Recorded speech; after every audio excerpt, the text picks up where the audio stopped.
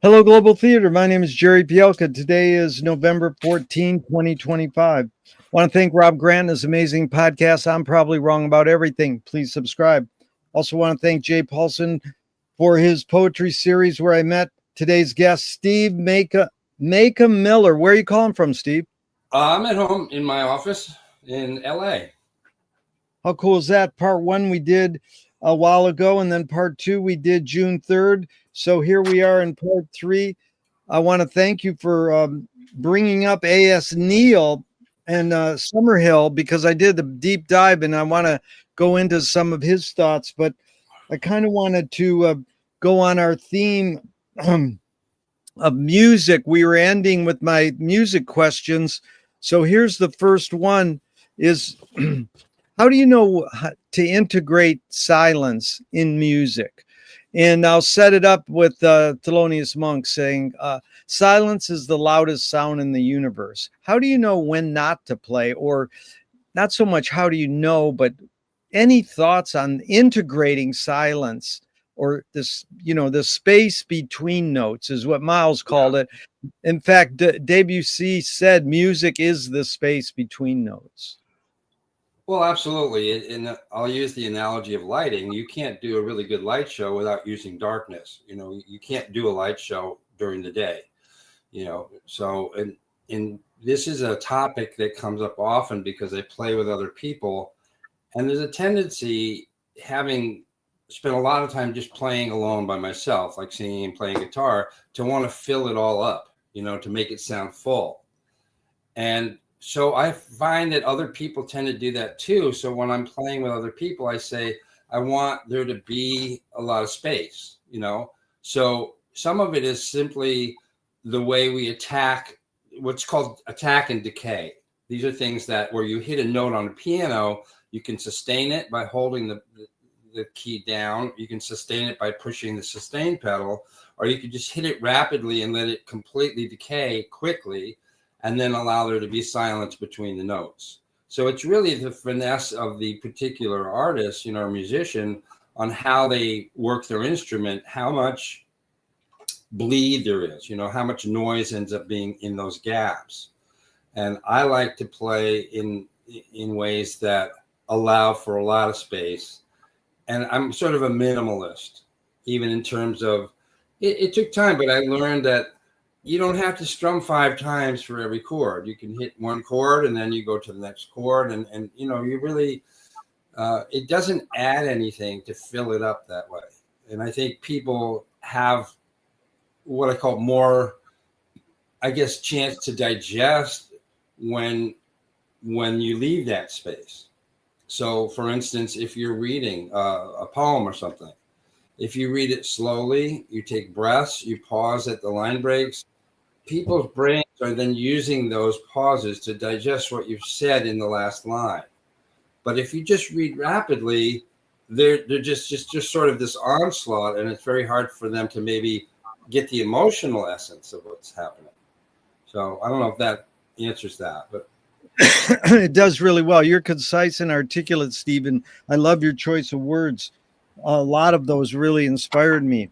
And I'm going to throw out a couple more quotes on silence in music and see if that gets us anywhere else. Because George Clinton said funk is the absence of. And so here's the next one. Roscoe Mitchell saying silence is perfect. Yeah, I mean, there's no politics in silence. There's no argument. I played last night and I talked about how sometimes I have an argument with myself when I'm arriving at a venue and I've decided I'm going to play these 2 songs, but then I change my mind 3 more times, and then I get on stage and then I change my mind again. So, but yeah, I mean, what was the last quote? The last one was silence is perfect.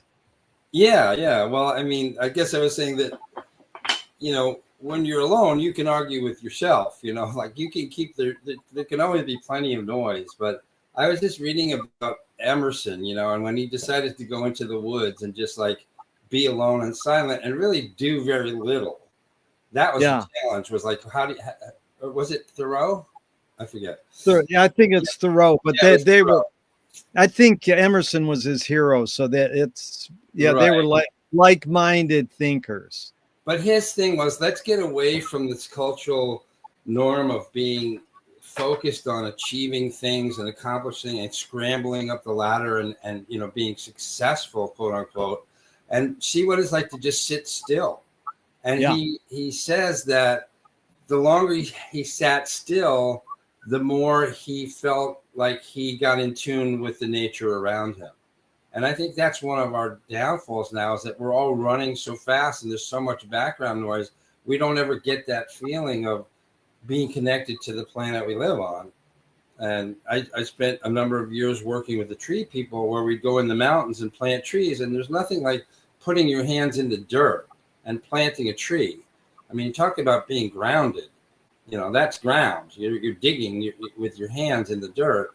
And the act of planting the tree itself, it's a very uplifting and inspiring feeling to come down from the mountains and look around and feel like, wow, I am a different human being for what I just did. And I'm so grateful that I took the time to not be in the rat race and scrambling, trying to fill my time, because, everyone has their own reasons, but, usually because we feel empty, we want to fill it up and be busy. And, in this day and age, you say, It's really good. Yeah. Yeah. I was just going to say, I think words evoke more in their meaning. Grounded means the earth, grounded on the earth, but it's also like figure ground. It's the environment in what we don't see, the invisible environment of this speed. In fact, you also evoked, I forgot who said it, but he said all the problems in the world would be solved if we could learn how to sit in a room in quiet, in solitude. Right. And that's really tough. But here's A Wee Wee, the Chinese artist. For me, silence is music. Yeah. I think something I've noticed, and if you sit in a room that's dark, you're not using your eyes. So suddenly more of your consciousness goes to the other senses, and I've had a friend who lost their eyesight, and she would visit, and I realized she was much more perceptive than a lot of people I know, because she had one less sort of stream of information coming in. Then she was extremely acute. Her hearing, her sense of smell, and her orientation was very acute. And so, I do think that there's so much that we can gain by those practices. I mean, I think essentially that's what meditation is to sit still and, I don't want to say try to not think, because that's an oxymoron, but, let the thoughts pass through and go. And the idea is to get to where you just don't have them anymore. You actually can relish what the silence is giving you. Two more on silence, Steve. This is really fun. I appreciate it. Bob Dylan, experience teaches that silence terrifies the most. Yeah, I think this is something I learned a while back, which was we can concoct these horrible scenarios in our head. I always say I have a very active imagination, and it's really good at imagining the worst. And, I guess that's a useful exercise sometimes, but it's exhausting, because very rarely does the worst happen anyway. But when I'm alone with myself, and I've had numerous experiences with this, where I suddenly panic and I think, oh my God, and I get this sheer terror that something bad's going to happen, or there's a boogeyman, or there's a monster or a slasher out there. And I've had moments where I had to just stop and say, wait a minute, there's nothing out there. This is between me and myself. Bless you. Sorry. Yeah. That this is just something between me and myself. Oops. Yeah. It's all that dust you stirred up from opening your eye triangle. Wait till you hear the update on that. But anyways, carry on. Yeah. Well, let me just finish that thought, which is, there was one point where I was at the beach, it was at night, and I got that panic, and I just stopped and I thought, wait a minute, why am I this is just a neurochemical storm in my brain. There's nothing out there that's going to hurt me. Yeah. And it was one of the first times I kind of made friends with my own boogeyman. And I just stopped and I kind of thought, well, what is it? And I had this image of the slasher and, you know, the guy with all the Halloween stuff, you know, all those horrible things. And, you know, the Mummy and Dracula, all of those characters we grew up with that were in the horror films. And I kind of pictured them all behind me. You know, I'm walking in the dark and I just stopped and I thought, well, if they're going to be there, I just turned around and said, I guess I'm going to have to accept that you're going to be here. So let's make friends. Like, let's have a picnic, you know, like really that. You know, because love what else? You're not going to run fast enough to get away from them because they're there. They're internal. Yeah. Really, really good strategy there. Last one on silence is Thomas Carlyle. Speech is of time. Silence is of eternity. Huh.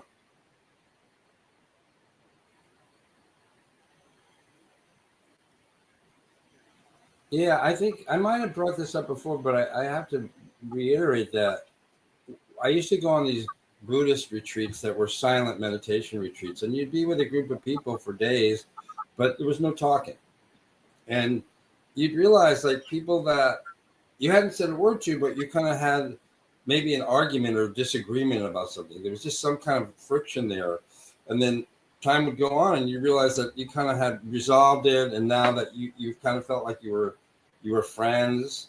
And none of this was based on anything that was said. It was all perceptions of emotional perceptions of our, you know, body language and attitude. And it amazed me how much we communicate without talking.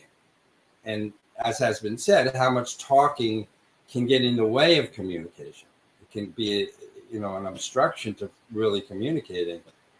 And, you know, the other side of that coin is where I had an experience with a UFO where I felt like there was a communication happening with me where it made sense that at some point we would evolve to the point where we don't have to talk much because we can just communicate emotionally. And those packets of information that are passing between our eyes, you know, when we look at people, become the communication.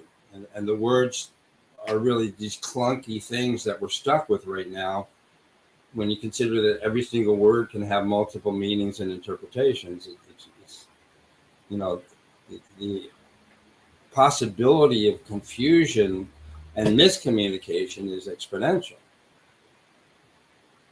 Super cool, Steve. You know, this is an appropriate time just to bring up one A.S. Neal quote that just really hit me.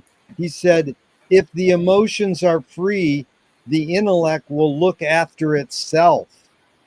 And that you just what you sort of said, you know, you're in so we'll get back to A.S. Neal. Yeah. But the next topic is 4/4 time. Why is 4/4 time the most commonly used time signature in Western music?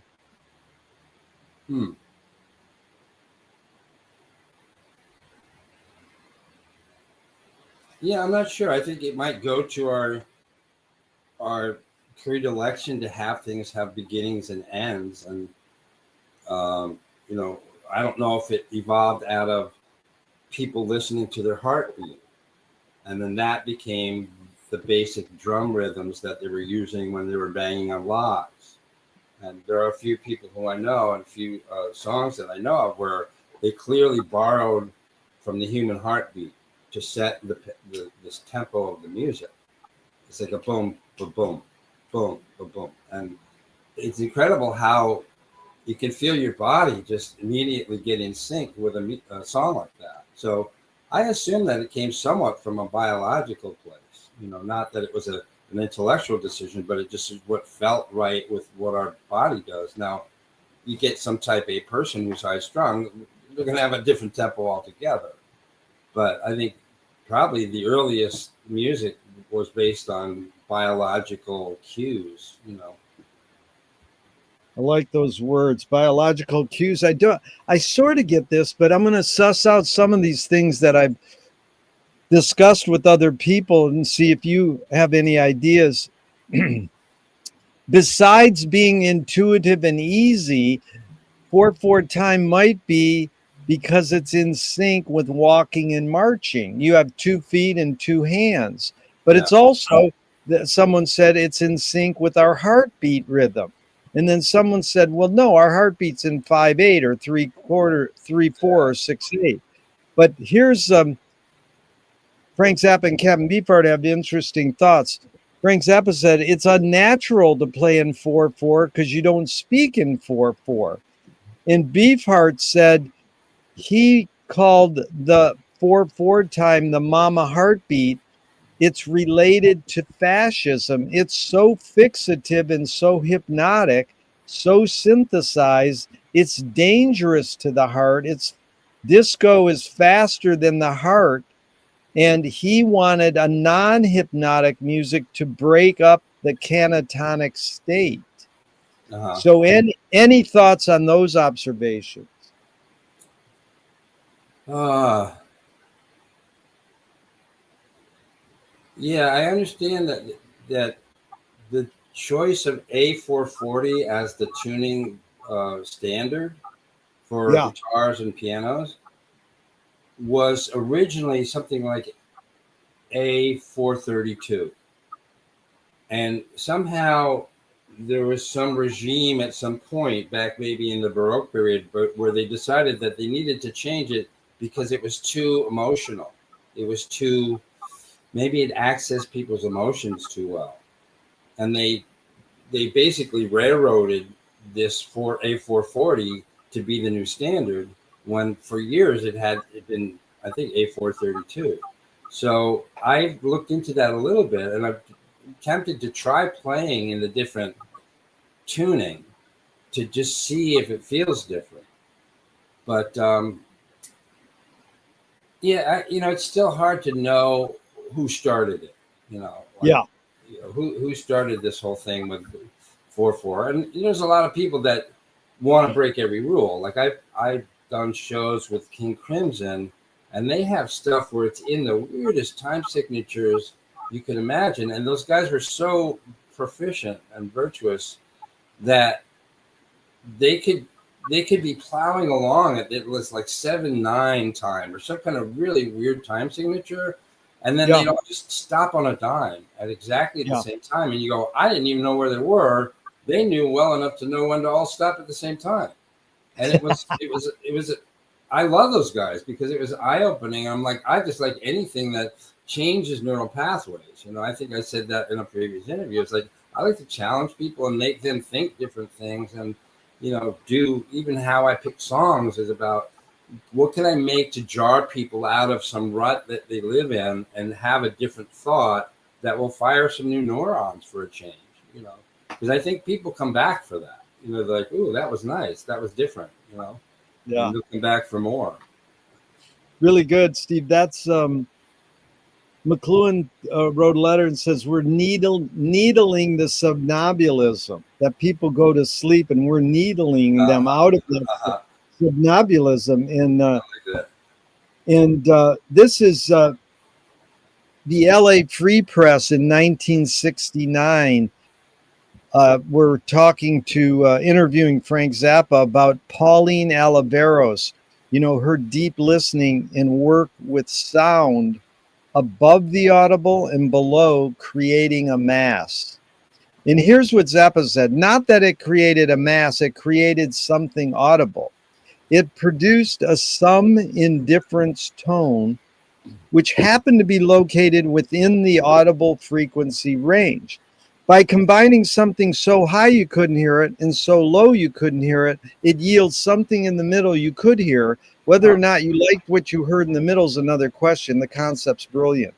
Any thoughts on this some indifference tone within the audible frequency range? Yeah, not offhand. It sounds interesting. I'd be curious to know more about that. I know that they're discovering, that certain animals hear in a whole different range than we do. You know, like dogs Yeah. can hear pitches we don't hear. And they're also realizing that the visible light spectrum is much bigger than what we see.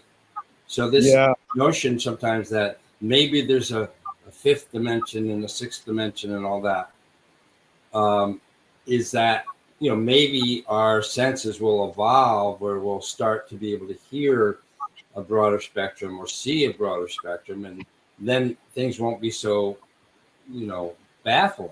It's just that there's things going on that we don't see, and some animals do have different, you know, sensitivity in terms of light, and the spectrum that they can see in. Like for instance, one of the things they said was crows are not black; they're extremely colorful. They're like a rainbow, but we don't see it. Other animals can see that. They can see that it's not black, that there's a sheen to it, to the crow's feathers that we see, that's actually sending a lot more information to an eyeball that can perceive at that level. So other animals can look at crows and see a completely colorful bird. You know, I thought that was fascinating too. You know, we're just, It's very fascinating. We used to show black and white films on the wall at Sponto Gallery, just a white wall, and it's a DVD video projector, classic black and white film, and you could see in those, I call them Ben Gay dots, that pattern, there's color. And it's like, no, there's no color on the DVD. There's no color in the video projector, but our eyes are causing this pattern to see some color. I love what you taught me about the crows there. Yeah, they see, these other animals can see the other colors on the crow's skin. yeah. And what you said also is what I do with dogs. I learned this when I was a kid. I can do this right here. I just made a sound that you couldn't hear and I couldn't hear really. Yeah. But a dog, if I do it close to a dog, it will turn its head because it can hear it. Yeah. I just had an encounter with a hummingbird yesterday on a job site, and the bird, you know, it saw me and was a little startled, and it was just trying to get to its feeder. And I did what I do with birds is I do this thing where I go, like there's like I'm doing sort of kissing, but really hard and loud, and it gets higher than I can hear. But I know there's you know, wavelengths above what I'm hearing, and the bird turns and just starts looking like I've never heard this song before. Like, what kind of bird is this? And it's I do that. All birds they'll look at you. I love that. Sometimes they'll start talking to you. You know? I love that because I do that with squirrels. They go, yeah. And I don't know if but they will stop sometimes and go, what the heck did you just say? You know, I think they're responding. They might not be, but it seems like that bird responded to you, you know. But you don't know if they're thinking, well, thank you very much, or what did you say about my mother, you know? Or that they just didn't even hear what you did. You're feeding into this illusion. Yeah. We don't know. We think turning our heads, but that was really good. In fact, Ben Ratliff is a music writer. He wrote a book on Bill Frisell, and he says, I mean sound as it has long functioned among jazz players, as a mystical term of art, as in every musician finally needs a sound, a full and sensible embodiment of their artistic personality, such that it can be heard at best in a single note. Now, me and you could probably hear Miles Davis a couple notes and go, oh, that's Miles. And what Ben did was summarize it in 2 words. Miles Davis is fragile and pointed. Coltrane is slightly undercooked and urgent. If a music writer or someone you really respected was going to summarize Steve's sound in a couple words, what 2 words would you be satisfied with? They kind of got me. Well, I've been in the studio lately, and I'm working with a guy. He's a drummer, but he's played with a lot of people and a lot of notable people, and he's recorded a lot of people. He's an engineer, but he's also a live, you know, performing musician. And he commented that I know, like, I get in the groove of the song and I stay in it. And he said, you have no idea how many people don't even know where the groove is, or, Yeah. their timing is horrible. They have Yeah. wonderful songs, but they have no timing. And I think Yeah. that's the ultimate compliment, is to say, and sometimes the groove is just a millisecond behind the beat. Yes. It's just behind the beat. So he said, you Yeah. really know how to get in the pocket and stay in it. And I thought, coming from him in particular, but just in general, it's such a great compliment. And I think there is a way that music and performance, especially singing, but also even playing, it's all connected to our breath. So if you're nervous, you're going to breathe shallow. You're going to breathe maybe more rapidly, and you're going to sweat. You're going to just be nervous, and now that's going to affect your strumming. Is going to affect your singing. And I think that the other compliment that I've gotten, that I think goes to my perception of what I'm doing, is people say, you get up on stage and you look like you're really comfortable. Yeah. And I'm like, if you're comfortable, then you can stay in the groove and you can deliver a decent performance, and people are comfortable with you, And yeah, I mean, that's just what I'll say for now, is that if I see people that are uncomfortable, never mind that it makes everyone uncomfortable, but I see that they're not breathing right, and then there's no strength in their singing. So much comes from just confidence, and a lot of that just comes with time, and practice. But I don't know if Good, that. Steve. Yeah, no, that summarized it really well, and I appreciate that. And the end of part 2, we were talking about we talked about the word struggle, and you thought it was the most important thing is to be honest, and you really went into this great rap on how you're working on your Substack, describing some of the dumbest things you've done, Yeah. or just reflecting on mistakes in the world, and not turning away from them, but learning from them. So here's a musician and a filmmaker kind of touching on that subject, and I'm curious your thoughts. Carl Berger, he's a vibes player and an avant-garde composer. He said, the parts of your playing you hate the most are the parts that you sound like yourself. And that, that's analyzing, you hate that part. This is Hollis Frampton, the filmmaker. I didn't really like the work I thought was my best work. I liked the stuff I didn't like a lot more. Which kind of goes along with that. Any thoughts on that? You recognizing the value in dumbness or dumb things you've done. Yeah. I mean, another analogy with lighting is that, when I was doing lighting, I often was doing lighting shows for bands I'd never heard before. So you have to have a fundamental idea of music theory. So you go, okay, it's been 4 bars or 8 bars, and something's going to happen. So there's going to be a guitar solo, or they're going to go to another chorus, and you guess. You basically spend a lot of time guessing. I don't know. I get so easily lose my train of thought because they go in so many directions. But no, that's all right. I like that. We did that. You don't have to worry about that, because that's what I think you find epiphanies. But we were trying to talk about this, being able to recognize the dumb mistakes. What I was going to say is that sometimes in lighting shows, I've gone for some big change or something that I thought was going to happen, and it didn't happen. So initially I thought, oh, that was a big mistake. And then I realized, no, that was actually much cooler than what I was going to do. So sometimes the mistakes are the best part, and I think that is true. That can be true in music too, That is so true. And we're carrying this on. I mean, not to cut you off, but here's Paul Bley, the jazz pianist. This is a little long, but I'm curious.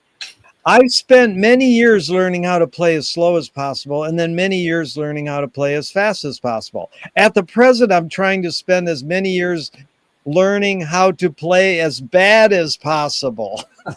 But my solo piano playing is a question in itself. The question is why. And after why comes what? And after what comes when. So you could go up on that learning how to play bad, but there's 5 question words that start with the letter W. Why, when, what, who, and where. How Uh, do What's the most important for you? How do you rate those 5 words? What are most important for you? Why, when, what, who, or where? I think why is one of the things I wrestle with when I'm in the studio. Like, who am I doing this for? Why am I doing it? Yeah. And what's the end result, you know? And I know right now it's mostly about the learning curve.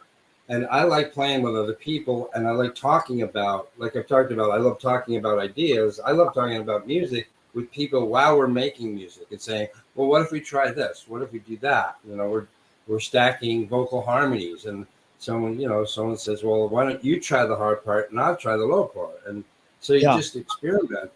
And so my point is that right now it's about learning how to make music and the process of recording, because there's a difference between if you're playing live or you're playing in a studio where you say do a guitar and vocal, and then you re-record the vocal, and then you re-record the guitar, and then you add bass and drum. So you're not playing all at once, you're building the Yeah. song. Sometimes you Yep. start with the drum track, you know, and that's been fun to learn about. And I'm also trying to learn, but what if I just want to record myself live? So in the studio, we've been doing this where I say, let's just all play together. Like, Yeah. screw all that great, tech stuff. Let's just actually play the song together and sing it together, at once. And, but I guess, the other thing about making mistakes, I think I talked about in India where they weave in a mistake into the Yes, pattern. you did. Yes. Right. And I learned this a couple of years ago where I was going, and I see other people do that. I was going to play at these open mics and stuff, and I was trying to be perfect. And that's the biggest mistake you can make, And I realized at some point, I'm going there to learn how to make mistakes. And what do you do when your string breaks in the middle of the song? What do you do when you realize it's horribly out of tune? Do you stop, or do you just, and learning how to deal with the mistakes and maybe incorporate it? Like that jazz thing about play the wrong note, but then just repeat it, and then suddenly it sounds like you meant it, So I realized that I was liberated once I allowed myself to just be human and get up there and forget the lyrics or play the wrong chord or something, and stop trying to be perfect, because I think that's the downfall. It makes you stiff, and it makes you breathe wrong, and those are all the things that go to what people perceive as your comfort level there. I think you could get up and be super comfortable, and that could be your whole act. I'm on stage and I'm comfortable, and people be like, oh yeah, that makes me feel comfortable. And I think I explained this too, was my comfort level on the stage is from decades of working, setting up equipment for other people. So the only thing that changes now, I'm the one walking up to the microphone, but I look around and I know this environment. I know what can go wrong. I know how to fix things. I know, it's just very familiar. So of course I'm comfortable. It's different when you're getting up to sing and everyone's watching you, but I don't know, even that I've gotten to where I can just get up and be conversational.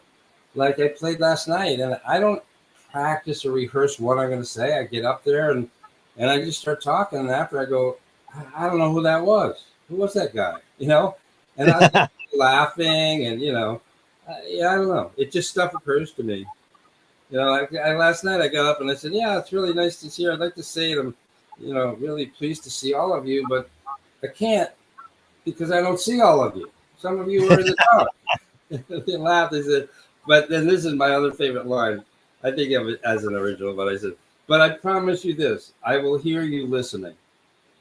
Oh, I hear you. I will hear you listening. Yeah, I love that. I drop that line out once in a while. That is beautiful. My wife's a pro jazz singer. She's done Carnegie Hall, and she will do this thing where she forgets a lyric and she literally slaps herself in the face. It's part of her, it's who she is. She's Well, kind how of like endearing, you know? yeah, she's sort of like Lucille Ball meets Yeah. Bessie Smith or Billie Holiday, and Oh, and she could just carry on and like Hannah Brooks, this great jazz singer we've interviewed, said it's how good you cover them up. But she doesn't cover them up, and what it does in the long run, I've seen it happen for 20 years. It endears the audience more to her yes. because they're like, "Hey, you're a professional, and you made a mistake. You're human, Yeah, and yeah. you're not trying to hide your mistake." Right. And most people don't even know she made a mistake. No. So then you're bringing it up and making it. So this is Frank Zappa talking in his book. Some scientists claim that hydrogen is the basic building block of the universe. I say there is more stupidity than hydrogen, and that the basic block of the universe is stupidity. Now, it's funny because that's like not knowing. You can say, he's got another song called Dumb All Over. There's a few words to entangle this: dumb, stupidity, or ignorance. And I'm not trying to make a value judgment that there are stupid people, there are ignorant people, and there are dumb people. I think everybody has an element of not knowing. And then in the long run, we're trying to unlearn everything we know because we think we're smartasses and we know it all. And then Einstein said the only two things that are infinite are the universe and human stupidity. And I'm not sure about the former. And then it goes on, the lack of intelligence can be helped. It's not intentional. It's just endless. Any thoughts on the difference, if there is, or this idea of stupidity as a building block of the universe, ignorance or being dumb? Any thoughts on that? Well, I would kind of start by saying ignorance and stupidity are a spectrum, Some people are better at it than others, and some people have certain blind spots. And sometimes the Yeah. biggest blind spot we have is that the shit we think we know, we don't really know. There's a song, it's from Blind Faith, and the line, and it's an old line probably from, Lao Tzu or something, but it's basically, the line says, someone said, he who knows he knows nothing. And he who knows he knows nothing really knows. Wow. And I think, in a sense, it's all about pride and hubris. It's like if you can admit that you're human and there's a whole lot you don't know, like we've all met the know-it-all, and you're like, yeah, you're good at trivia and you can spout out a lot of stuff, but you don't know that right now you're being an idiot for not reading the room and realizing you're boring people. Yeah. So, stupidity has a way of kind of outing itself. Yeah, I don't know. And of course, a lot of it is just parts of human nature. Like, I think you had a question about why did cavemen write on the wall? And I said, to get laid. Yeah. And I think that in a sense, this need to be a know-it-all and like appear smarter than everyone is just another version of that. Like, what are you getting from it? Like, I'm not gonna pleasure you. So, so you win, but what have you won? If you're smarter than everyone, what have you actually won? You've just alienated a bunch of people. So I don't know. I mean, I think That's funny. Yeah. You've got a great memory because that was the next question on my script here. And I think I already asked you, what is the motive of the cave artist? So thanks for remembering that. Like I take Joyce too literal in Finnegan's Wake. He says, remember to forget.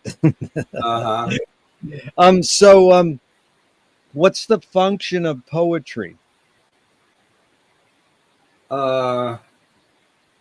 I'd say it depends on the individual, but it could be like a bloodletting. It could be confessional. It could be a way to touch people, to reach out and touch people.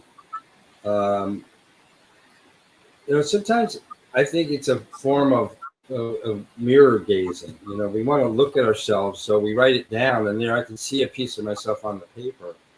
Whether I'm going to show it to someone is a different issue. You know, this becomes back to the why, like with music or poetry. Is like, why am I writing it? Is it to show someone? You know, I mean, and there was that other question about who do you write for, and I mentioned Vonnegut wrote for his sister. You know, that's sort That of was like what, really you know. So what motivates an individual? It might be different. It might be to get laid. You know, it might be I want to be published because I want to have a book. And you know how many books of poetry get churned out every year that are unreadable? I'm sorry, but it's drivel. You know, and I saw a guy last night. This is the open mic, and he was a new guy. He clearly was like, oh, I have a couple songs I wrote. This one's about my dog, and I had to leave the room. Literally had to leave the room. I'm like, I'm not going to sit through another guy saying, I've written a really deep, meaningful song about my dog. I'm sorry. Those aren't the kind of songs that touch me. Yeah. yeah. In fact, I'd rather, I don't know. You know, I'm cynical when it comes to that kind of stuff. The lovey, touchy feely stuff when it comes to music and songwriting. I think it doesn't touch me at all. It just turns me off. And I felt bad. I mean, I did get up and I said, the first thing I said, I am I'm proud to be here among all you people who have the guts to come up here and bare your soul and share your heart in front of strangers. This is a very brave thing to do. I didn't say most of you aren't very good at it, you know, but I said you get an A for effort. You know, you are That's really. it. I admire you for sticking your neck this far out because it's a big deal. I like Kenneth Rexroth said, the purpose of poetry is to woo your lover and subvert the bourgeois. Yeah.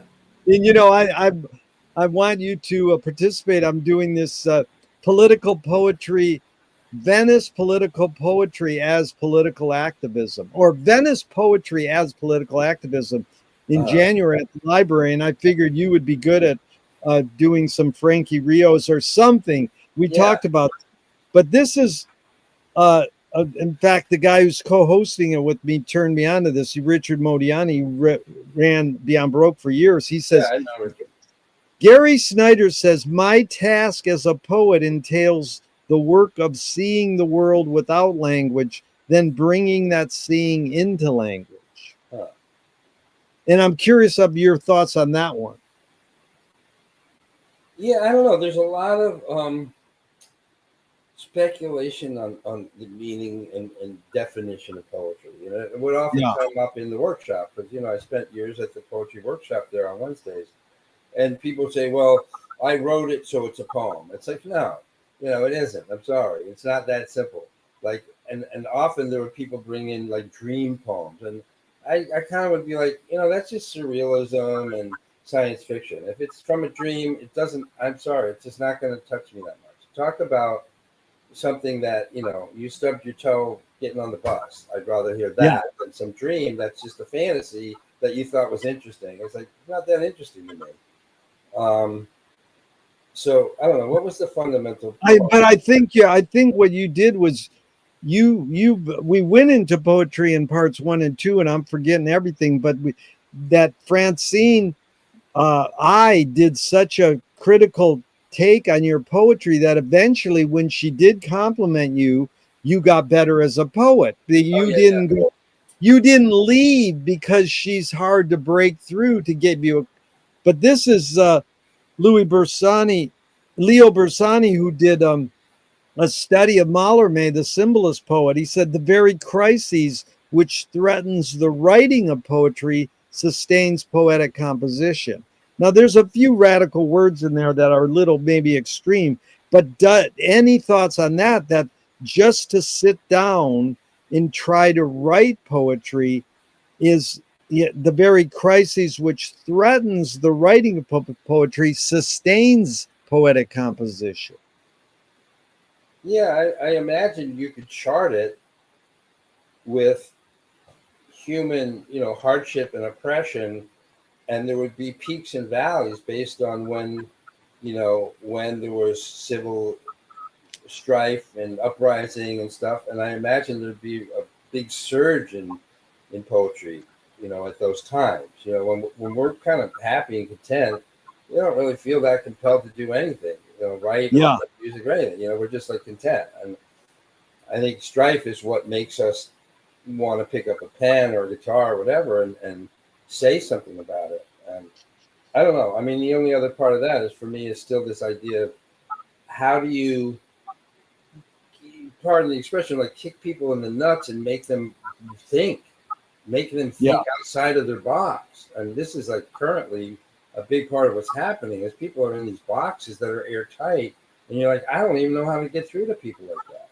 Yeah. I don't know if there's any song or poem I can come up with that's going to reach someone that's back to the stupidity, that's that stupid, and has chosen willingly to be that stupid, and not even aware of how stupid they are. Neil Young just put out a quote, and it's something like essentially, the best thing we can do is have our own thoughts. And I think what he's stressing is the fact that people hear the talking points and they parrot and parrot and parrot. And they don't even know what they're talking about. But they know this is the party line, and I'm going to say what I'm told to say. And I'm going to agree with whatever they tell me I should agree with. And Neil's saying, have your own fucking thought. Say something original, Stop just doing what everyone else does. Yeah, I call that independent thinking. In fact, you're really articulate and concise. I appreciate this because, again, back to A.S. Neil in my little dive into him because of you. He said that the aim of life was to, quote, to find happiness, which means to find interest. And what I thought of then when he said that is, this is independent thinking, to find interest is what Igor Stravinsky said. Most people don't know what they like what they know. So if all you do is pump people a certain type of anything, then they go, well, what do you like? Well, it's what I know. So any thoughts on that? Both of those quotes, the aim of life is to find happiness, which means to find interest. That's Neil, and Igor saying most people don't know what they like what they know. I mean, as far as the second part, I know I once got an album for Christmas, and it was some unknown, it was probably a cutout from the back of a bin for $2. And they were called The Ravens. And I just listened to it and listened to it and listened to it. And I think it was somewhat mediocre. It had no airplay. It had no, I don't think they ever lasted. But I listened to it so much that it became popular music to me. It became something I know. And I became familiar. And I realized that's what FM radio did. It hit us with the same song so many times every day. Finally, you go, oh, I recognize that. Yeah. That means it's good. Only because I recognize it. And when I play music, like I'll play a bunch of obscure songs, and then I'll play one song that people know, and they're like, oh, this guy's good. It's only because they recognize it, I mean, there was another guy, he had a quote I might have mentioned, but he said, I was out there playing all these heartfelt lyrics and Bob Dylan songs, and he goes, then I stopped and I played, what was it? It was like Wild Thing. Wild thing, dun, dun, dun. And he goes, everyone stopped and started dancing and applauding and giving money. They recognized it. It wasn't some deep, meaningful lyric. It was just something they knew. And I think, some people are, I wouldn't say it's gullible, but they're easy. It's just like feed them something they're familiar with, and they'll follow you off the cliff. Yeah. Dude, I have two great examples. Joni Mitchell encoring with I Heard It Through the Grapevine in Detroit. It's like, I didn't come here to hear you sing Motown. You're a great songwriter on your own, but she knew how to tap into Motown in Detroit, play a Motown hit. And then Tom Waits, I saw him encore with Papa's Got a Brand New Bag by James Brown. I goes, this is way better than all your great songs, but I rather, I loved it. So I know what you're saying. And it is a thing. Now it goes perfect to this. What's more important, conviction or compromise? I think whatever keeps you from getting physically maimed, like what what conviction is good until you know, run up against a police officer with a gun, you know, or, you know, a guy who's bigger than you with a different opinion. Yeah. You know, then you might waffle a little on your conviction. So it's context, but it was conviction or what? Conviction or Compromise. Compromise. I mean, I think this is one of my things where I've been making a list of things that since I hit 70, the things that I think are a sign of being old. Yeah. And I think this compromise thing, like when I got cancer and I was thinking about my energy, you know, how to conserve energy and like really protect myself. And I thought, well, there's that adage, you know, choose your battles. And I had a moment where I thought, what about choosing not to battle anyone ever? What about choosing not to battle? You know, if someone comes at you to battle and you say, no, I don't battle. It's not me. I'm not going to do it. And so that might be the ultimate compromise or the ultimate self-preservation. But you just go, I don't have time for that. You know, I mean, I think I said it too. It's like, I'm just at an age, and this is like, I think hitting 70, where I'm like, I'd like to just be left to grow old in peace. Because I don't know how much time I have left. So can you take your bullshit elsewhere? I'm busy, you know? So, dude, I mean, that is amazing. What you said was exactly what happened to me. I was trying to lure all the old fuck poets from Beyond Baroque to come to my Joyce reading club, Finnegan's Wake. So I put up this flyer and it said, you know, Patti Smith and Philip K. Dick and Terrence McKenna love the Wake. And none of the old fucks came, but these 18-year-old kids from Crossroads came, and their parents run Hollywood.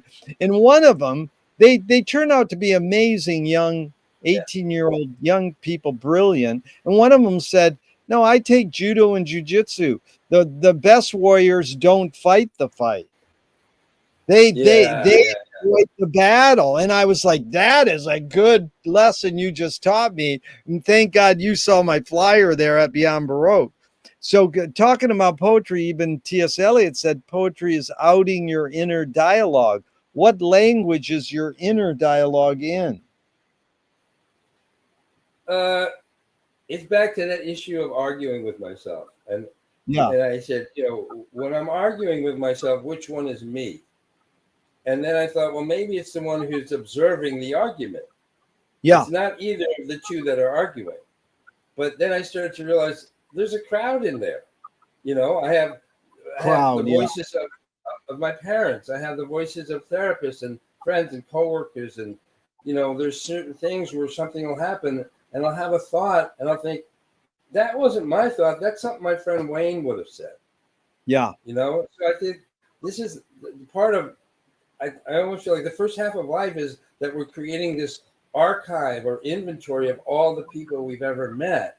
And then we start to like draw on it in our responses, you know? That's Whitman said, I contain multitudes, man. You really nailed it there. Yeah. But two of my film heroes say, ignore yourself. Jonas Mika says, there's no self-expression. And Cecil Taylor said, I'm just a vehicle and this stuff just comes through me. Is art making, poetry making for you more self-expression or more your vehicle for whatever cultures and environments and technology is dominant? I don't really try to play stuff that I think people will like. I try to play the stuff that I like. Yeah. And so in that way, it's a window into who I am. Yeah. And it's not tailored to like sometimes I play at this jam on Tuesdays, and there's a lot of professional musicians there. And some of them, you know, I'll get up and they kind of roll their eyes. It's like, oh shit, it's Steve. He's not going to play something we know.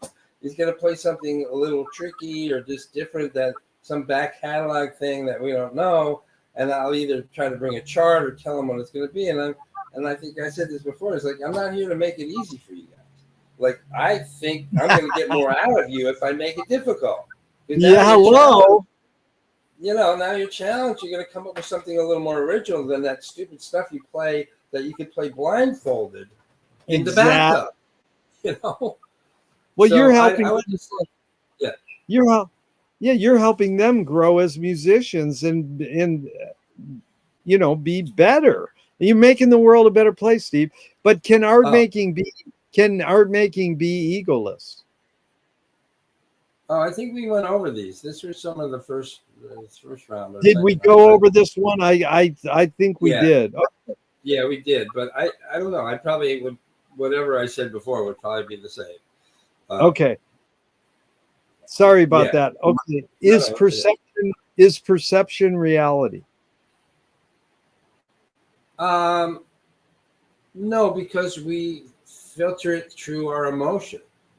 So what a chair looks like depends on how tired you are. Like some people say, like, what bread looks like depends on how hungry you are. Yeah. And that's a quote from way back. But I think that if you can get to a place where your emotions aren't spiky and ruling your life, then you have a chance of sort of seeing reality in its relative neutral state. I think empirically there are things that are real and true, and whether we see them depends on what state we're in. If I'm angry, here's a simpler example. If I'm hungry, the world sucks and things are falling apart and I don't have enough money, and then I go have a meal and I'm like, yeah, the world's okay. And I think it was just my blood sugar. It had nothing to do with what I saw or what it was, how I was interpreting it, because my body was needing sustenance. I needed some nutrition, and suddenly, there's nothing wrong with the world.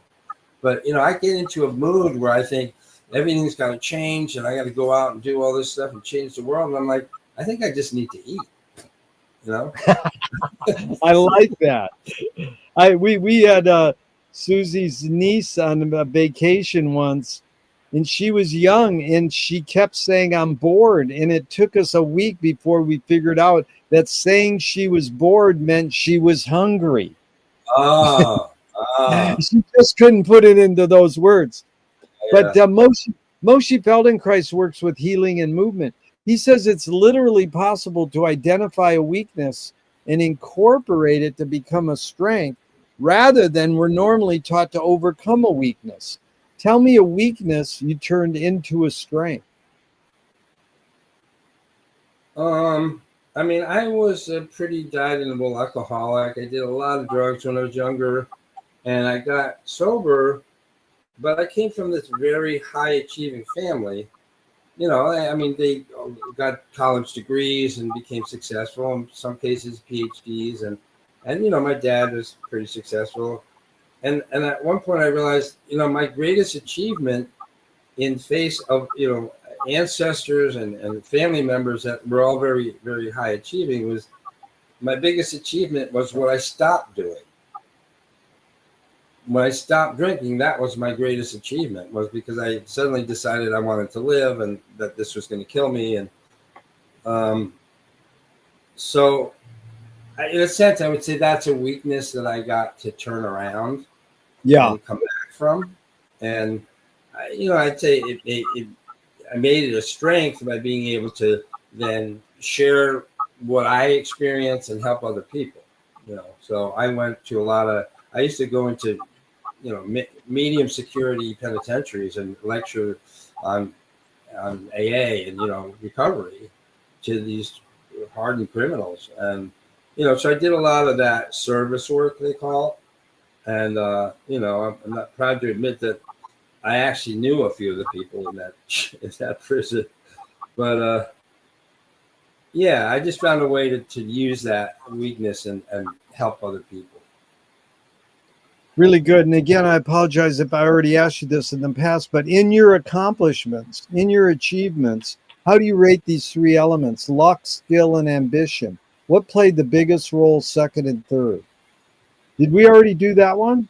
No, I don't remember that. Okay. So in just your accomplishments like that, achieving that or being. Well, I think I'll do a process of elimination. Ambition, it wasn't. I am not an ambitious person at heart. Like, trying to discover a little more ambition in my life. I have a daughter who's been very ambitious and very highly accomplished because of it. And I always say, my daughter's like me if I hadn't smoked pot.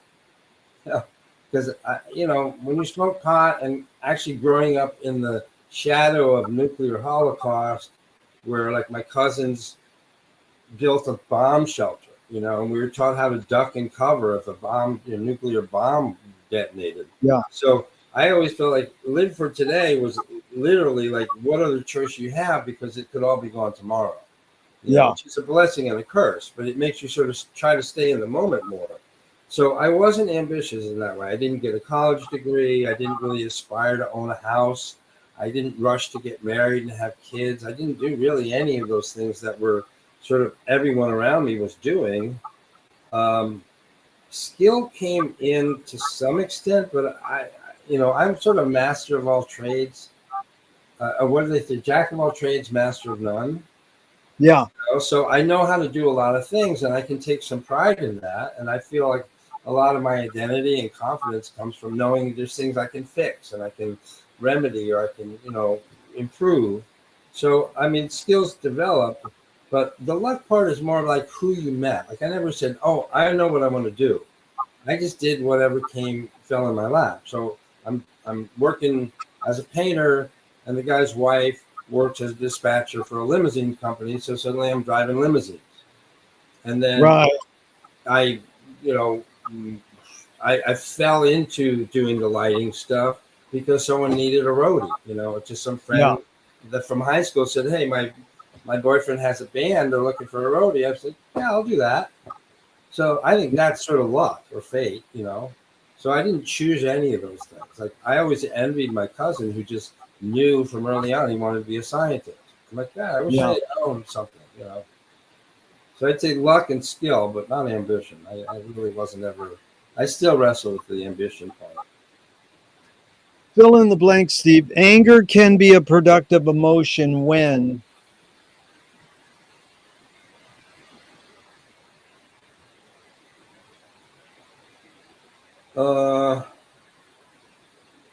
Well, first of all, when you don't take it out on somebody else. Yeah. I mean, I all my years of teaching at Play Mountain, and things I learned from, for instance, the ASDL and stuff, was about anger not being a negative emotion, but just being one that you had to find a safe place to express in a safe way. So at the school, there's what's called a mush area. And if you're angry, you can go take like a paper sword and you can bang and hit things and you can break boxes and you can tear paper. And then once they've gotten that out of their system, they'll sit down and talk about what made them mad. But as soon as the anger's risen up, until you find the safe way to dispel it and get back down, all you're going to do is create more problems by yelling at people who didn't do anything, or just raging around being angry at everyone, and then everyone's angry at you. So I think anger it falls into a category that a lot of people call like negative emotions. And I'm like, the only negative emotion is the one you don't express. That's the one that's going to eat you up inside, and then you're going to end up with cancer or something, So it's all about having the safe place to express it. And, being around people who aren't afraid of anger. I think because I was in therapy for so many years and worked with kids for so many years, when someone's angry, it doesn't bother me that much. I almost feel safer if they're yelling than if they're just stewing. Because a stewing person is dangerous to me. Someone's yelling, they're telling me how they feel, and I'm not worried now. Because they're not holding it in. They're not holding it. Well, what's the most significant difference between men and women, physical aside? Oh, I don't know. That's a big swamp, man. Yeah. Significant difference.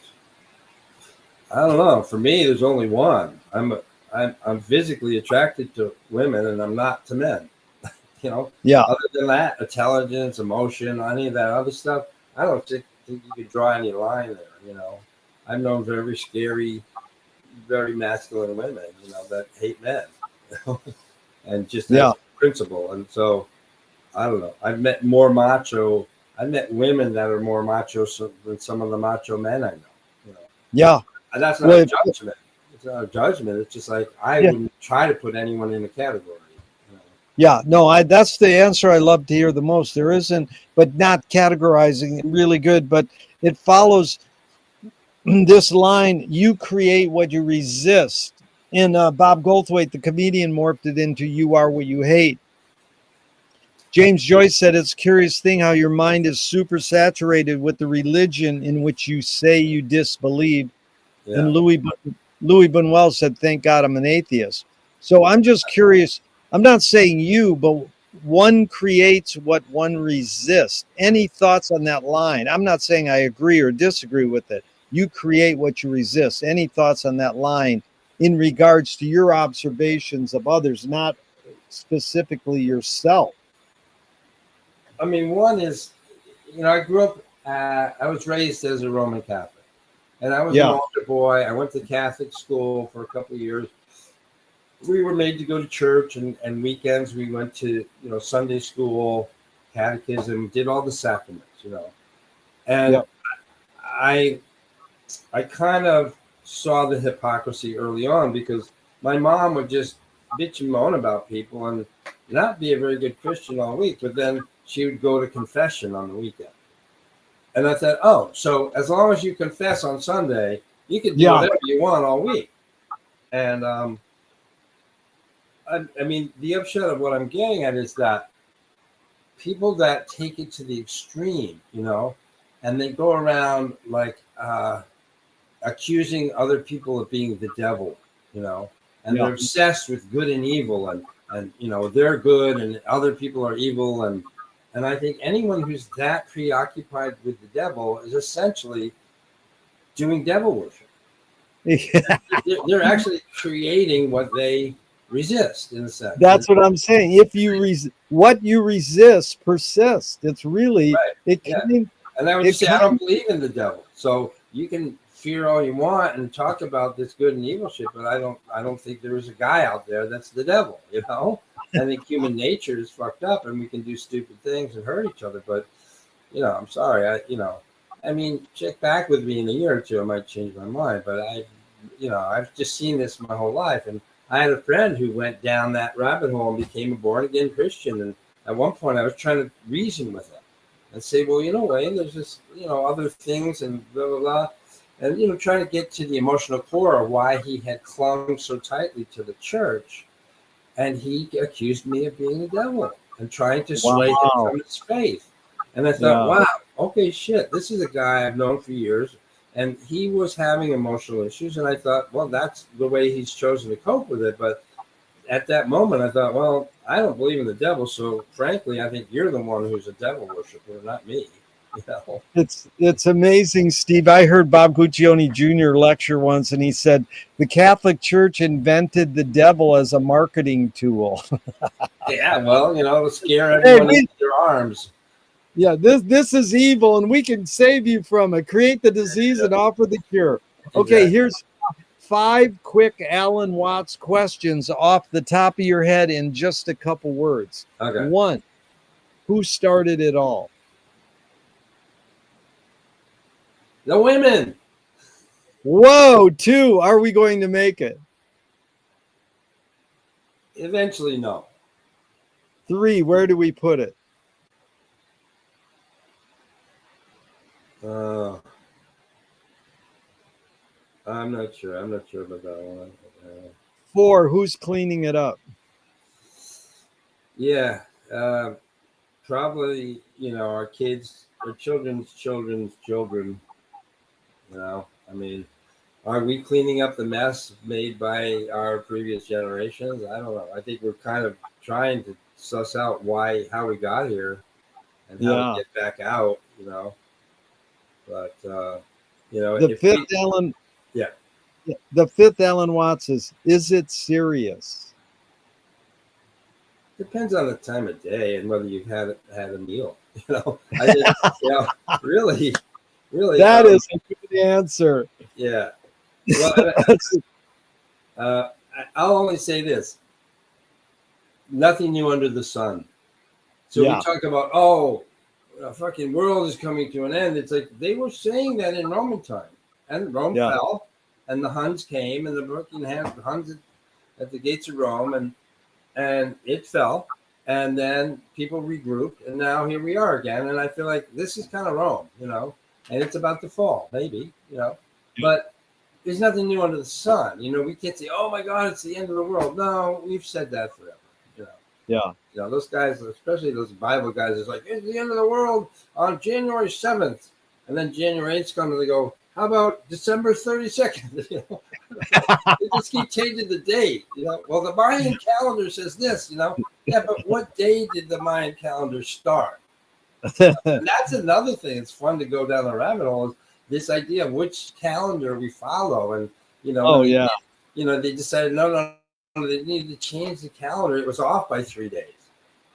To me, that's like when you're growing up and you're Catholic and you couldn't eat meat on Friday, you had to eat fish.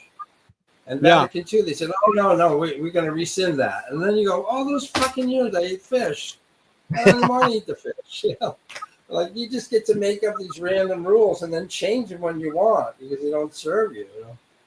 But it's interesting if you look into all the calendars and what who started it. You said the secret word there, rules. So Utah Phillips says anarchy is making rules for yourself and not other people. Who's entitled to make the rules? Oh, the guy with the most guns. Oh, well, kind of what's going on now. You can say the most money because they can buy the most guns. Yeah. But the line by Utah Phillips is exactly what the word freedom etymologically breaks down to. Freedom comes from making one's rules for one's own self. What does freedom mean to you now? Well, like I said, it's being allowed to live my life in peace, unmolested, which is I think part of what the Constitution was trying to get at. Unreasonable search and seizure and all that stuff, freedom of speech. All of this has been kind of challenged right now, but I think of this like the friends I know that live in the hills of Vermont. ICE isn't coming to their door. They're just going about their life, and they're living in a relatively unmolested freedom. And when I think about the kind of drift culturally and politically in this country right now, I think, what about like Nick Lowe has a song called "What's So Funny About Peace, Love, and Understanding." Right, I love that song. Yeah, so I'm kind of like, what about all of us people who just grew up in that era and feel that way? I suppose we're old hippies or whatever. It's like the hippies weren't stupid. They just said, what about we all accept each other for whatever beliefs we have? Just don't hurt people, And I think, how do you get that through to someone in an ICE uniform with all these freaking gadgets and stuff? And I actually had an encounter at a building department yesterday out in Hammett, out in the sticks. And this guy came in really aggressive. And he was an enforcer, and he had on the flak jacket and the gun and all this stuff. And I wanted to say, if you unloaded all that stuff, you'd probably be nicer because that stuff's heavy, But you give a guy a gun, and suddenly they're like, "Ah, ah," And he was like, "Ah," and I just went and sat down. I was kind of basically saying, whatever that is has no bearing on my life, But it was just sad to see this guy, and you go, man, just take that shit off for a minute and be a human being. Oh, I am amazed that you said that, because I can't believe that all these guys are just thinking one way, and some of them aren't going to turn around and go, hey, we made a mistake signing up to be mercenaries. But, again, I thank you, Steve, for getting me back into A.S. Neal in Summerhill. And I just wanted to read these 2 lines, and then you can discuss, what's the difference between rights and responsibilities, because it goes along with this thing of who's entitled to make the rules. Now, the question I have problem with is who's entitled. The verb, it's like who makes the rules? Well, it is the guys with the money and the guns. But who should make the rules? Well, maybe it's the Democratic, what A.S. Neal says, communal control, the role of democratic participation and the role of rules. But here's the two lines that Neal believed in: equal rights between parents and children, that undesirable, disciplined, or spoiled homes were created when those rights were imbalanced. He felt it unnecessary to fulfill all the childhood requests and had great disdain for spoiled children. And then he continues, self-governance was a central idea to Summerhill and is perhaps its most fundamental feature. Summerhill held weekly meetings that decided the school's rules and settled school disputes, when every member of the community, staff and student alike, had a single vote. So any thoughts on that idea of, who's creating the rules, and in Neal talking in such idealistic terms, but it seems as though very practical to have that single. Yeah. Well, I saw it in practice because I visited Summerhill. When I was there one year, I was in England for a month doing some work, and I went to visit Summerhill, and I timed it for a Friday when they had these school meetings. The Friday meeting was a big deal. And this is what I marveled at. Each week, a different student would facilitate the meeting. So they would be up front at the podium with the gavel, and they would start the meeting, and they would call on people, and it was very organized. And this particular week, it was an 8-year-old girl. And I was just marveling, here's 100+ students, and this girl is up there wielding all the power that, that role entailed. And at one point, Zoe Neal, who's the daughter of A.S. Neal, who was the director at the time, I'm not sure if she still is, but really interesting person, but she was by the door. She was the director, and she was by the door, and the rule was like, unless you had the talking stick or had the floor, you don't talk. And if you violate that repeatedly, you're asked to leave. And at one point, some student came up to Zoe and asked her a question, and she said something to the kid, and this 8-year-old girl like hits the gavel, and she goes, "Zoe, that's one." Wow. An 8-year-old girl. And you go, now that's empowerment. Like this kid knew that she had the power, she had the right, and next week it would be someone else. But she could tell the director of the school that if she did that again, she was going to have to leave the room.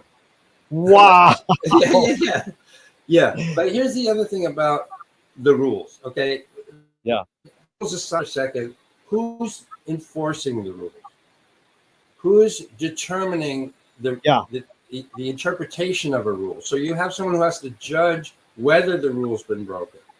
And in a sense, you're back to the issue of what does bread look like? I mean, if this person has a personal agenda, they're not going to be fair about the rules. They're going to be more lenient with their friends, And I've always said it comes down to like, who wants to play God? Who wants to be the one to say, no, you've done something wrong? Well, I think that's wrong, because I didn't give you the power to tell me whether what I was doing was good or bad. I don't want to be shamed by people who have an agenda of their own. But in a way, that's the biggest responsibility, is the interpretation and the meting out of judgment about the laws.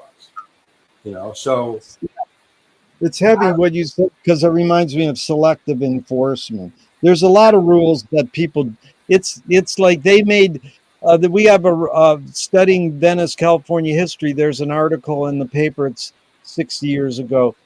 Bongo playing made illegal in Venice. It's like, how can you make music illegal? It's not amplified. And, that's selective enforcement. And I've had the cops come up to my friends and steal their drums. And it's like, dude, that's like ungodly. And is there a law? No, we're just making up so selective enforcement, who enforces the rules, is really important. But Steve, what's the difference between rights and responsibilities?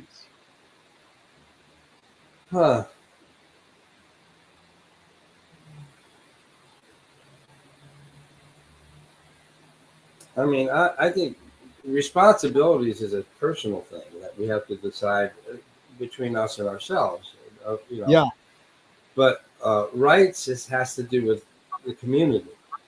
You know, like who has the right to impede or stop you from something. And I, I think I've watched one too many of these cop videos where the cops beat someone up for nothing, and then arrest them for resisting, Yeah.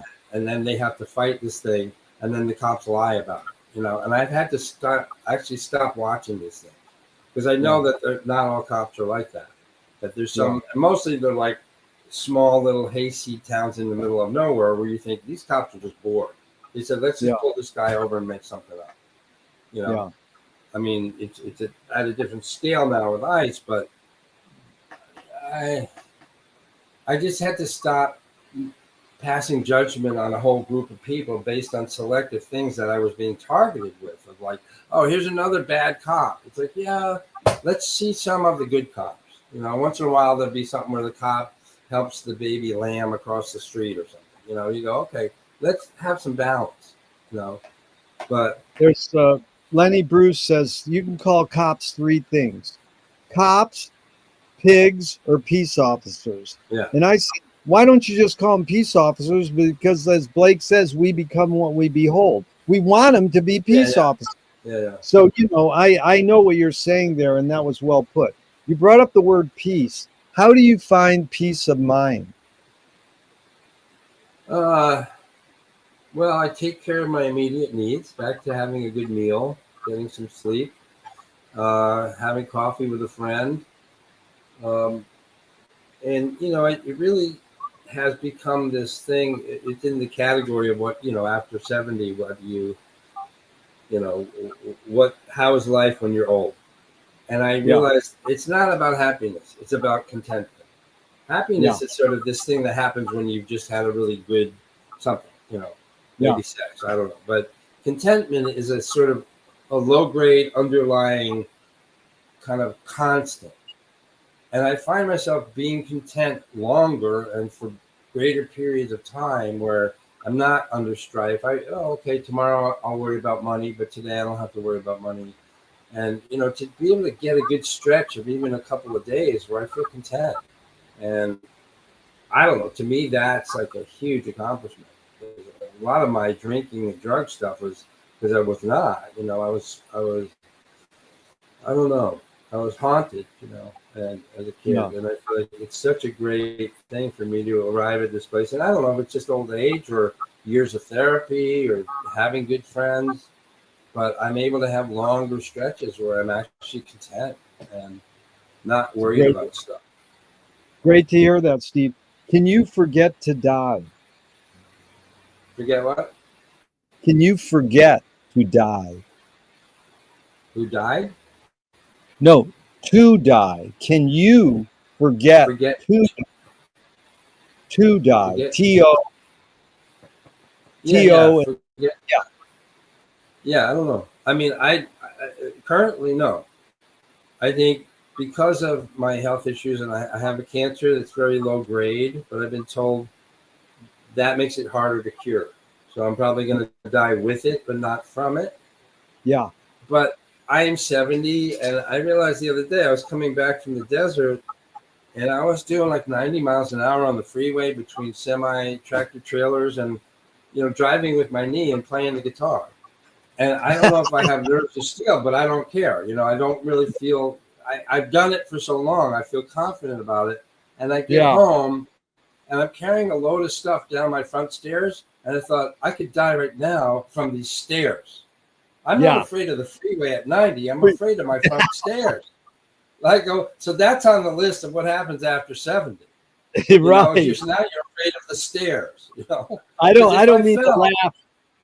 I'm going through the same thing. I don't mean to laugh. I'm going through the same thing. I totally understand what you said. And you probably had fun playing the guitar, and that's what's important, the fun. I do it all the time, you know, but suddenly I'm terrified of my stairs.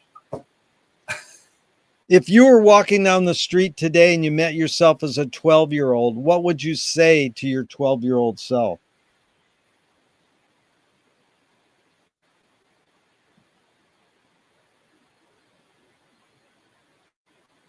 How's it going? Very good. If a publisher was to release your autobiography off the top of your head, what would the title be? It's about time. They want to scent.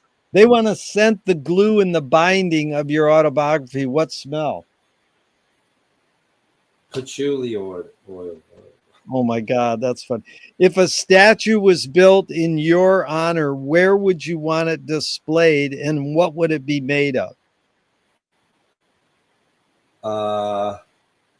It would be out in on a rock in Buzzards Bay, and it would be made out of mounds of guano, which is basically bird poop. That is good. Steve, Yeah.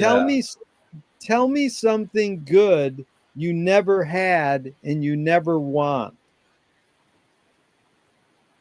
A normal life. Wow, it's good. You never had it and you never want. I've never had that answer. That, you know, the three answers I get the most are fame, money, and heroin. Normal life is a pretty creative answer. Thank you. If you were in a vat of vomit up to your neck and someone threw a bag of shit at your face, what would you do?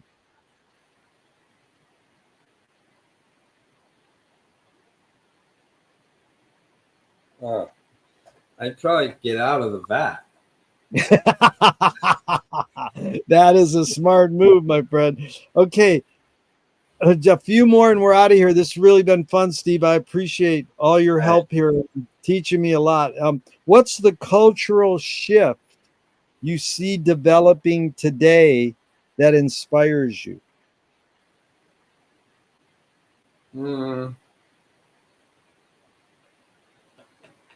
I don't know. I mean, I think there's some pushback. You know, a few things in recent days that have given me a little bit of hope about the politics of today and what's been happening with the commander-in-chief, quote unquote.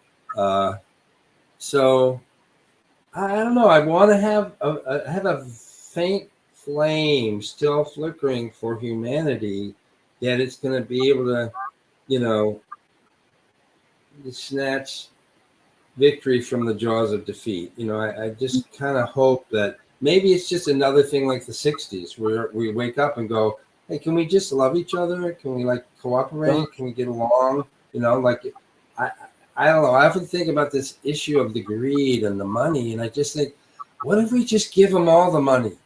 Let those people who want the money have it all, and then they're going to come and say, "Can I sit at your campfire?"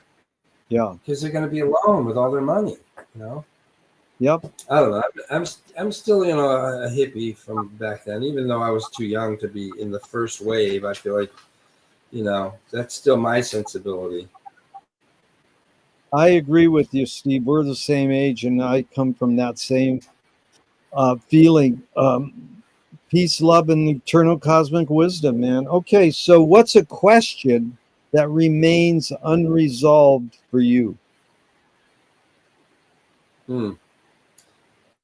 I suppose it's back to the death thing. You know, I do think about death more than I used to because I'm old and people my age are dying, and I know I probably won't die from cancer, but I don't know how I'm going to go. That's the other question is like, how am I going to go? Do I want to know? I don't think I want to know, but I know I sort of have a list going how I don't want to go. Yeah. And, you know, I had an uncle who died very peacefully in his sleep at home with his family around. And I thought that's kind of the ideal way, you know, to just be there surrounded by people that love you and just kind of drift off. You know, I don't want a violent, you know, one of my closest friends died in a violent car crash. And I just thought, wow, that would not be the choice if I could avoid it, you know, even though I do drive at 90 with my knee playing guitar. Hey, at least you can talk. You know, yeah. You don't hide. You don't hide it. I mean, you're willing to Say it out loud. Yeah. That's the bit. That's the curing part. Yeah. But what are you going to say? You have a t-shirt? I have a T-shirt my cousin gave me. She gives me these cute T-shirts, and it's an old woman standing at a bus stop, and there's death there with the sickle and the black grape and stuff, and it just says flirting with death, and she's saying, "Nice hoodie." Nice hoodie. I like that. Flirting with death. I did a lot more flirting with death when I was younger. I'm trying to last a few more years. Yeah. We met through the poetry world and the music world. How has poetry and music shaped your behavior?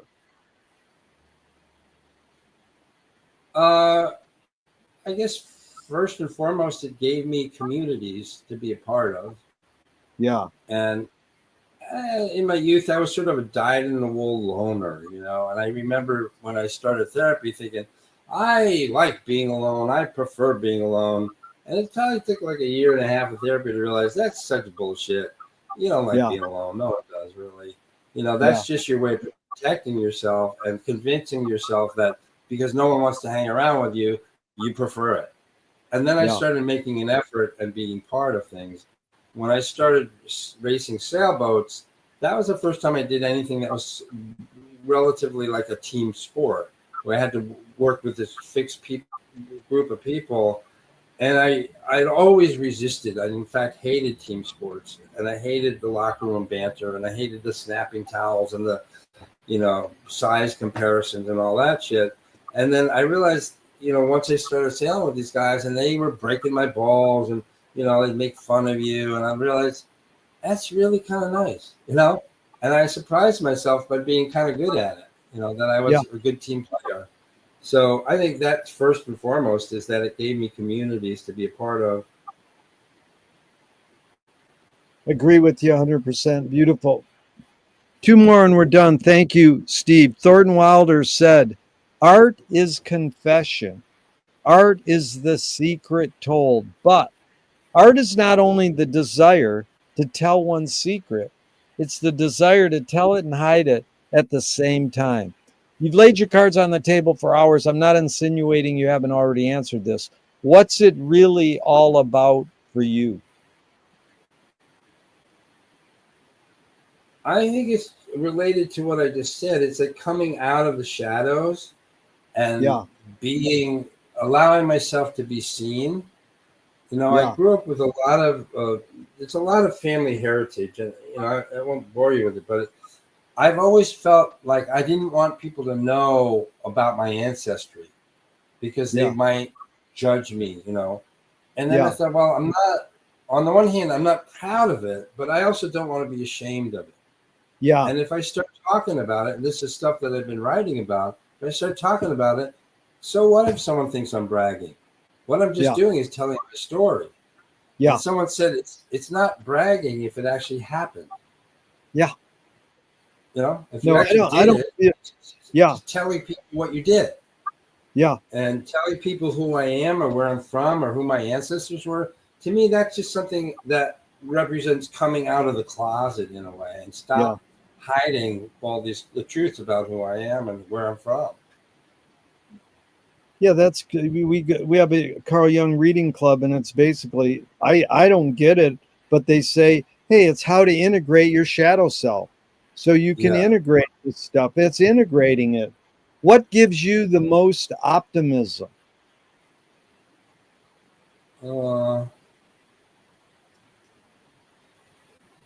Being around Play Mountain, they just had a 75th anniversary celebration, and all the directors that are still living, teachers from the past, students and parents, a lot of whom I knew or worked with or taught years ago, and they all gathered together. And I couldn't have been more impressed with the fact that this community exists at all, that these people are so dedicated to raising children that are conscious and empowered, and that their whole life is about how to provide environments for children that are not toxic, where they can have all of their emotions. and to be in a whole, room full of these people. And I had such wonderful connection with people. One teacher I worked with literally started crying when she saw me. She's like, "Oh my God, I'm so glad to see you here." And it was just this beautiful reunion of people I had worked with.